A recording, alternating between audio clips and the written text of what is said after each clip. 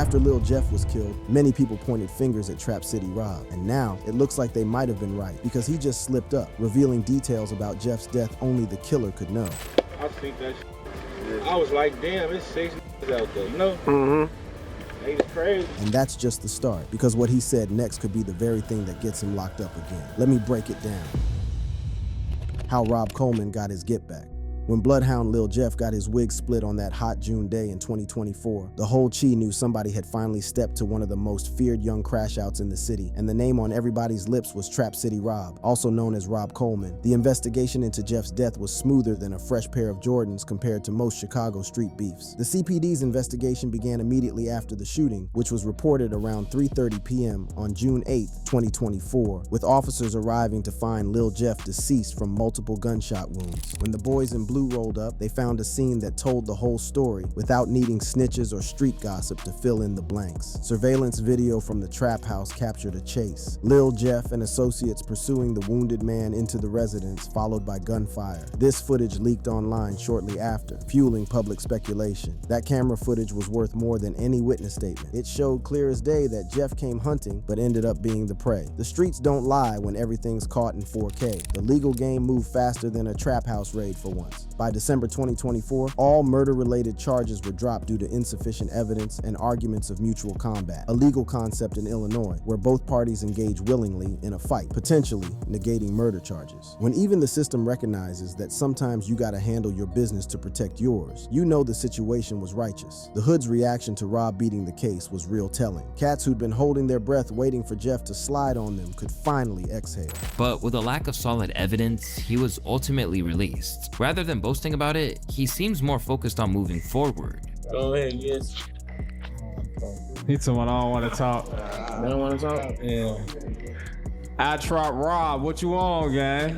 What you on, gang? You know, shit, we coolin'. Real recognized real, and Rob's response showed he understood the difference between handling necessary business and being a clout-chasing demon like Jeff. What really set the streets buzzing was how Unk Gang became a whole movement. And if you see that documentary, you'll see I kind of break down that, like, after Jeff got killed, this whole movement of like Unk Gang formed, of this older member that took out Jeff. The young bulls started showing respect to the OGs again, understanding that all that wild energy ain't worth nothing if you don't have the wisdom to survive your own moves. Rob's approach to the aftermath showed why he was cut from different cloth than these new school crash outs. And you know, that guy Trap City Rob, he's been doing a lot of interviews, really talking like quite consciously about, you know, the life in the streets and sort of talking about how he wants to invest in his community and he doesn't condone the violence. Instead of turning his situation into a rap career or social media flex, homie used his platform to speak some real game about building up the community and getting money the right way. The difference between Rob's mindset and Jeff's approach became crystal clear to anybody paying attention. And it's really interesting is that like the guy that killed Jeff has almost, or allegedly killed Jeff, has become almost like the perfect contrast to Jeff's generation, drugged out, we're trying to kill everybody. Whereas Unk, he's just minding his business, you know? He didn't want to have to deal with Jeff trying to run in his house that day, but he stood on business, did what he had to do. But they're just trying to focus on money. That's the realest comparison you can make. One side focused on chaos and destruction, the other side focused on securing the bag and protecting what's theirs. The legal precedent Rob's case set was major for cats in similar situations across the hood. The dismissal aligns with Illinois precedents where mutual combat or self-defense leads to drop charges, especially if both parties are armed and engage voluntarily. This gave legitimacy to the idea that if somebody brings the beef to your doorstep with guns blazing, you got every right to protect yours by any means necessary. Jeff's death hit different when you saw how it affected his whole crew. This Bloodhound Q50 dude, the guy on the screen over there, he was the last surviving that was popular. Of course, there was more homies, but like, you know, the popular dudes that came out of this Bloodhound collective, he was the last one that was surviving.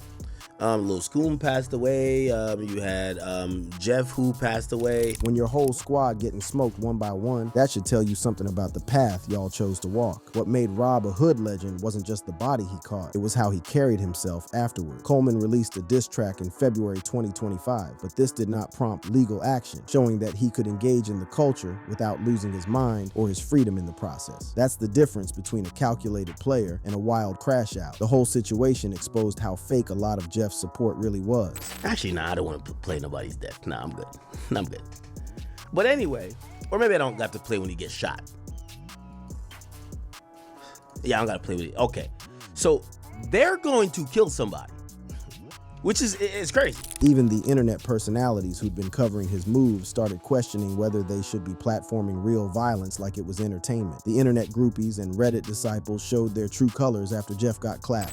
Is the legions of kids on Reddit who are really like worshiping. Yeah, they look at King Von as one and Lil Jeff as two. That's a fact. I'm gonna be honest with you. There's that I know that act like Lil Jeff not dead. Like the way they love him and the way they will repost of him like it's new. They're almost like acting like he's still alive. These suburban kids treating street beef like it's Marvel movies while real people's lives getting destroyed in the process. Rob's handling of his legal victory demonstrated the kind of street intelligence that separates survivors from casualties. Instead of letting success go to his head or turning into another social media menace, he kept his focus on legitimate business and stayed out of unnecessary drama. This approach kept him breathing free while cats who celebrated too hard ended up back in the system or in the ground. Coleman may have remained charged with lesser weapons charges, but no confirmation of conviction exists, which tells you everything about how solid his legal position was. When even the minor charges don't stick, that's the universe co-signing your actions. The bigger picture Rob's story painted was about different approaches to respect and survival in the concrete jungle. He didn't want to have to deal with Jeff trying to run in his house that day, but he stood on business, did what he had to do, but they're just trying to focus on money. So the death of Jeff and everything that's gone on around this story has almost like it's created this proxy of what's going on in Chicago between the old heads and the younger kids that are just out of control. It became a symbol for the eternal struggle between wisdom and recklessness, between building wealth and chasing clout. By August 2025, Coleman appears to be alive and free from major charges related to the killing, though the Chicago gang landscape remains volatile. His continued success serves as proof that sometimes the smartest move is to stay ready, so you don't have to get ready. And when the time comes to move, you move with purpose and precision. While Jeff's approach led to him getting his head bust at 19, Rob's measured game allowed him to neutralize a serious threat, beat the case, and come out stronger than before. In the ruthless mathematics of street survival, that type of flawless execution is rarer than an honest politician and more valuable than any chain or clout could ever be. How Jeff walked into his own funeral. June 8, 2024 was supposed to be just another day in the trenches for Bloodhound Lil Jeff, but the young demon had no idea he was about to walk into the most deadly setup of his short, violent life. This is the real story of how a routine drill mission turned into a body bag, and how the hunter became the hunted in the most brutal way possible on Chicago's unforgiving South Side. On June 8, 2024, Lil Jeff was fatally shot at a residence on the 6,600 block of South Rhodes Avenue in Chicago's Greater Grand Crossing neighborhood. But this wasn't some random drive-by or wrong place, wrong time situation. Well, video of the shooting just came out. It turns out Little Jeff died while on a drill trying to kill one of his ops. The footage that would eventually surface told the whole story. Jeff came hunting but ended up being the main course at his own Last Supper. To understand how this deadly chess match played out, you gotta know the real deal about the beef between Bloodhound and Trap City that had been simmering for over a year. Trap City is described as a trap, drug sales, oriented collective, focusing on street level operations rather than music or large territorial wars, with older members who provide structure and younger affiliates. While Jeff's crew was out here moving like wild young savages, Trap City was operating like a real organization with structure, discipline, and most importantly, seasoned veterans who knew how to handle problems permanently. The man who would ultimately put Jeff in a box was Robert Rob Coleman, a street-smart OG who went by various aliases including iTrap Rob, Big Rob, and Trap City Rob. Coleman, believed to be in his 20s or early 30s based on descriptions as an older figure relative to Lil Jeff, has a criminal history including prior arrests at the same location for weapons-related offenses. This wasn't some greenhorn trying to make his bones. This was a seasoned player who understood the game on levels that Jeff's youth and recklessness prevented him from seeing. Coleman's background is tied to street life in Chicago's trap scene, with reports of him operating out of a trap house at 66th Rhodes, a known spot for drug sales and gang activity. The 6,600 block of South Rhodes wasn't just random coordinates on a map. It was Rob's kingdom, his fortress, his home field advantage where he knew every angle, every escape route, and every potential threat before it even materialized. The build-up to June 8th had been brewing like a perfect storm for months, with both sides trading shots and disrespect. According to accounts from interviews and community sources, the confrontation stemmed from a beef that escalated over a stolen chain belonging to one of Coleman's associates. In the hood, respect is everything, and when somebody violates that respect, there's only one language that matters: violence. The truck got hit with Dracos over 7.62 shell casings.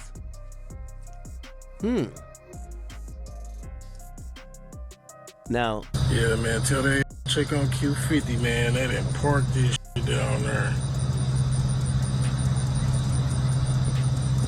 The Lou is not sweet, gang. While this refers to later retaliation involving Jeff's homie Q50, it shows the level of heat both sides were bringing to these confrontations. Ain't nobody playing patty cake out here. What makes June 8th so legendary in Chicago street lore is how the whole deadly encounter got captured on surveillance cameras, giving the world an uncensored look at how real street justice gets served. so I think this is a part where he's chasing a down. So he's chasing a down to kill him. Anyway, I don't want to give these any tips on how to kill people, but okay, so I think this is the guy that they were trying to kill. You see the guy that just run past? Yeah, so he's like, I'm out. The video doesn't lie. It showed Jeff in full predator mode, hunting his prey with deadly intent. The footage reveals a sequence of events that started as a typical drill operation, but quickly turned into Jeff's worst nightmare. Lil Jeff reportedly arrived at the location as the aggressor, possibly armed, leading to a shootout described by some as mutual combat. Jeff and his shooters rolled up to Trap City territory thinking they were about to catch another body, but they walked straight into a perfectly prepared kill zone. Right? And then is this Lil Jeff? So he's trying to kill him. Like, this is like real life GTA. And when he tries to kill him, supposedly somebody emerges from the house and was like, you think we ain't spawned with a gun too? And shoots him. The comparison to a video game might sound casual, but it perfectly captures how surreal and disconnected from normal reality these street wars had become. Except there's no respawn button in real life. Jeff found himself in the absolute worst tactical position any aggressor could imagine. He was deep in enemy territory, facing defenders who knew every inch of their turf, and he had basically announced his intentions by chasing his target into what turned out to be a fortified trap house. Video footage circulating online purportedly shows the moment of the shooting, with Lil Jeff being hit multiple times. 19 shots reported. 19 shots ain't no warning. That's complete elimination. What happened next showed both the brutal reality of Chicago street warfare and the ice-cold calculation of Rob Coleman's response. Oh, wow. Okay. And then his mans and them, his drill buddies, his teammates, you know, they were like, I guess we pick you up when you respawn at the hospital. We're out. They did. Jeff's homies, faced with that overwhelming return fire, made the smartest decision they'd made all day. They got ghost and left their leader to face the consequences of his own aggression. The crime scene aftermath painted a vivid picture of just how intense the shootout had been. Damn! Look how many bullets! These are casings. 1, 2, 3, 4. Jesus Christ. No suspects in custody. A large number of shell casings were located at the crime scene. The physical evidence told the story of a fierce battle that left Jeff with absolutely zero chance of survival. Rob Coleman's immediate response to the situation demonstrated everything that separated him from Jeff's chaotic approach. Instead of jumping on social media to celebrate or make threats, Coleman kept quiet and let his lawyer do the talking. Coleman provided his account in post-incident interviews on social media, claiming the beef began when Lil Jeff stole a chain from his homie and framing the shooting as self-defense. When he did speak, it was measured, factual, and focused on the truth rather than braggadocio. The legal implications were complex, but ultimately favored Coleman's version of events. Coleman was arrested shortly after the incident, initially facing charges including first-degree murder and armed habitual criminal offenses. However, when you're defending your own territory against armed invaders who come with clear intent to kill, the law tends to see things differently than when you're the one doing the invading. The street's reaction to Jeff getting his wig pushed back was immediate and telling. And for his enemies, his death was a cause for celebration. The celebrations from Trap City and other ops showed just how much terror Jeff had been spreading and how many people were relieved to see him finally get his comeuppance. The fundamental difference between Jeff's flashy, social media-driven approach and Rob Coleman's old-school professionalism became crystal clear through this situation. Jeff had built his reputation on loud displays of violence, constant online flexing, and public intimidation tactics. Rob represented the traditional street code: move in silence, handle your business when necessary, and let your actions speak louder than your words ever could. According to Chirac experts, the death of Lil Jeff was linked to the attempted setup of a man named Trap City Rob. You could see on the video somebody outside like talking to their girlfriend or, you know, talking to a person who they just interacted with. And you see him run down and chase the guy in the house. And then you see him flying back off the porch. The analysis reveals how Jeff's aggressive tactics played directly into what might have been a carefully orchestrated defensive strategy. The irony wasn't lost on anyone who had been following Jeff's bloody career. So, you know what I mean? What do you expect from the streets? But they're saying that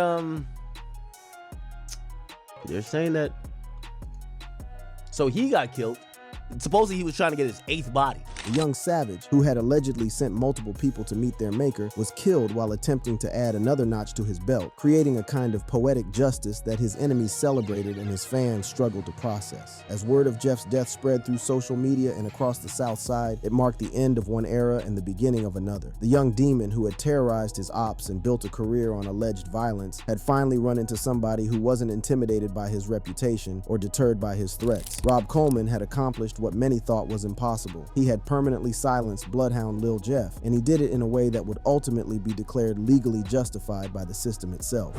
Jeff's rise to infamy.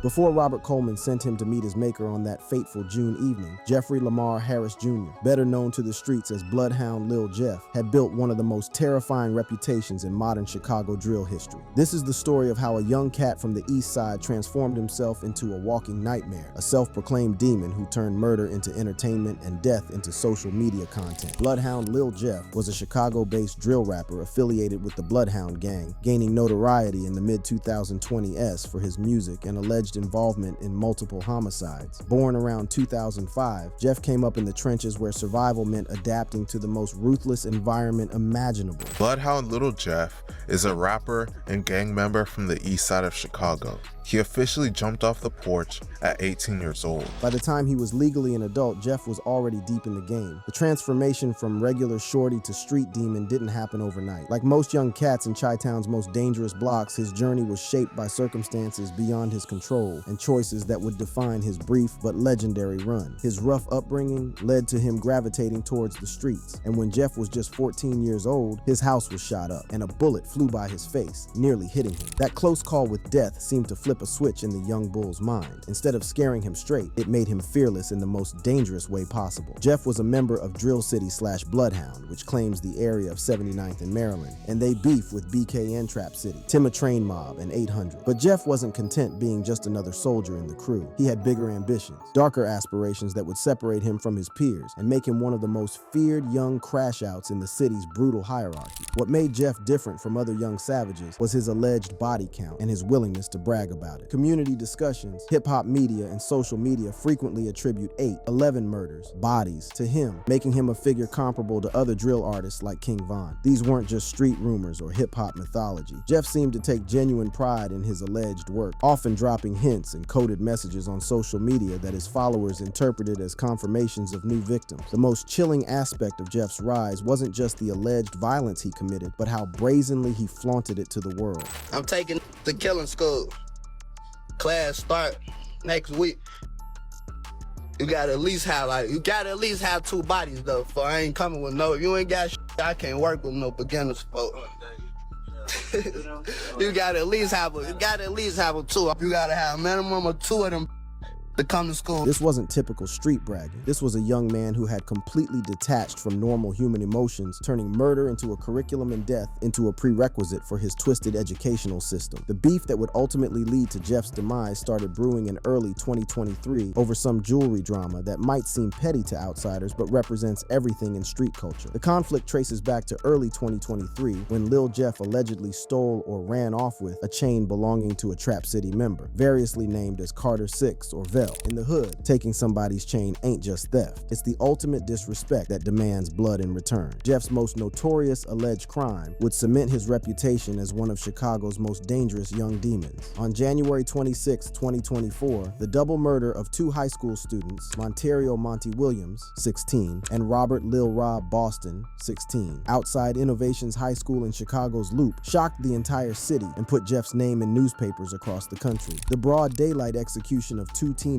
showed that Jeff and his crew had no boundaries, no lines they wouldn't cross. What made the situation even more disturbing was Jeff's complete lack of remorse about the alleged murders. This chilling confession, delivered with the casual tone of someone discussing the weather, revealed just how far Jeff had fallen from any semblance of normal humanity. The alleged murders weren't random acts of senseless violence. They were calculated revenge for perceived disrespect. The motive was rooted in an attempted robbery where Jeff was allegedly robbed by BKN members for his watches, which made him want to get back back at them as soon as possible. Monty and Little Rob, both teenagers with their whole lives ahead of them, allegedly paid the ultimate price for their crew's decision to test Jeff's gangsta. Jeff's seamless transition between alleged street murders and rap stardom represented something new and terrifying in drill culture. As he transitioned into music, his notoriety only fueled his buzz, with his earliest tracks like Can't Beat Us surfacing about 2 years ago. His music wasn't entertainment, it was evidence, confession, and threat all wrapped up in heavy bass and hard drums. The young Savage's approach to self-incrimination was unprecedented in its boldness and stupidity. The death of Z-Money seemed to push Jeff completely over the edge, transforming him from a dangerous young criminal into something far more unpredictable and lethal. By 2024, Jeff had evolved into something that transcended typical gang violence. He represented the worst aspects of social media culture meeting street savagery, a young man who seemed to have no fear, no boundaries, and no concern for human life, including his own. His alleged crimes fit into Chicago's drill ecosystem, where beefs with sets like NLMB, BKN, Jungle, and Trap City led to cycles of retaliation. But Jeff wasn't content being just another participant. He wanted to be the one who ended all the cycles permanently. The combination of his alleged criminal activities and his growing rap career created a perfect storm of fame and infamy. His music videos started to get hundreds of thousands of views, and in drill music, when someone is believed to be a real killer and actually living their raps, fans start to gravitate towards them. This wasn't just street credibility. This was celebrity status built on a foundation of alleged corpses, making Jeff both more popular and more dangerous with each viral moment. As the summer of 2024 heated up, Jeff was sitting on top of his twisted version of success. He had interviews scheduled, potential record deals on the table, and a growing fan base that hung on his every post and track. But in Chicago's merciless streets, success often breeds its own destruction, and the higher your star rises, the bigger the target on your back becomes. The stage was set for what would become one of the most documented and discussed murders in Chicago drill history. Jeff's alleged crimes had made him enemies across multiple neighborhoods and cities. His social media presence had painted bullseyes on his back from coast to coast, and his reckless attitude had convinced him that he was untouchable. But on June 8th, 2024, all those factors would come together in a deadly confrontation that would end his reign of terror and create a new street legend in the process. The young Savage who thought he was writing his own legend was actually just setting up his own demise. Every alleged body, every social media post, every interview was just another step toward the inevitable confrontation with somebody who wouldn't be intimidated, wouldn't back down, and wouldn't miss when the moment of truth arrived. Thank you for watching. If you enjoyed watching this video, click on one of the boxes playing on your screen to watch more similar content.